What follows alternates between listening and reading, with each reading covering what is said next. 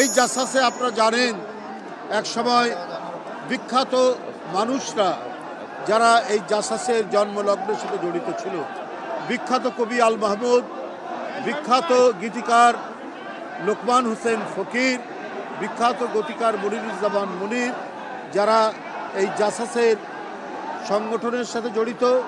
এবং আপনারা জানেন যে বাংলাদেশের একজন প্রখ্যাত অভিনেতা, নামকরা যিনি নায়ক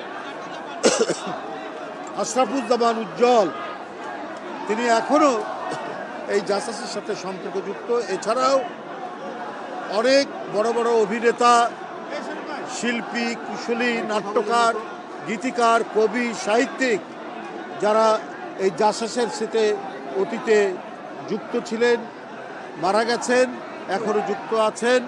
আমাদের বাবুল আহমেদ শাহ, মালেক আব্দুল মালেক, বাবুল ভাই, এরা জাসাসের নেতৃত্ব দিয়েছেন। এরপরে হেলাল খান এবং রোকন, তারা এখন নেতৃত্ব দিচ্ছেন।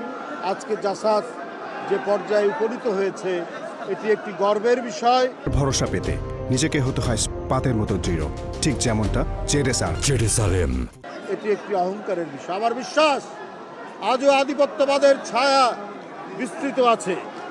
আজও অনেকে চায় বাংলাদেশের সার্বভৌমত্ব, স্বাধীনতা এটিকে বিলীন করে দিতে। আর এটাকে প্রতিহত করার জন্য যারা চেষ্টা করবে, তারা হচ্ছে সাংস্কৃতিক কর্মী বাহিনী। তাদের লেখা গান, তাদের লেখা কবিতা, তাদের লেখা নাটক, তাদের লেখা সাহিত্য, তাদের লেখা উপন্যাস, এটা উদ্দীপনা তৈরি করবে সারা জাতিকে। তাই বাংলাদেশি জাতি একটি অত্যন্ত শক্তিশালী জাতি। তার ইতিহাস, তার ঐতিহ্য, তার সংস্কৃতি এত মজবুত। আমাদের পদ্মা, মেঘনা, যমুনা, শীতলক্ষা, এর মধ্যে দিয়ে গড়ে ওঠা আমাদের হাজার বছরের এই সংস্কৃতিকে পুরো আধিপত্যবাদী সংস্কৃতি এটাকে বিলীন করতে অতীতেও পারেনি, ভবিষ্যতেও পারবে না।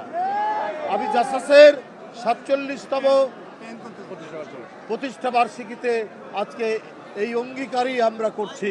আমাদের স্বাধীনতা সার্বভৌমত্ব রক্ষার্থে আধিপত্যবাদের যে থাবা, যে বক্তব্যটি দিয়েছেন বিএনপির ভারপ্রাপ্ত চেয়ারম্যান যেদিন দেশে এসেছেন, সেই দিন 25শে ডিসেম্বর, এই থাবা প্রতিহত করা, এই থাবার বিরুদ্ধে পাল্টা জাতীয় সংস্কৃতি গড়ে তোলে এবং যেটি আন্তর্জাতিকভাবে অভিনন্দিত হবে, আন্তর্জাতিকভাবে সুনাম হবে, সেই আমাদের সাংস্কৃতিক ব্যক্তিত্ব গড়ে তুলবে জাতীয়তাবাদী সামাজিক সাংস্কৃতিক সংগঠন।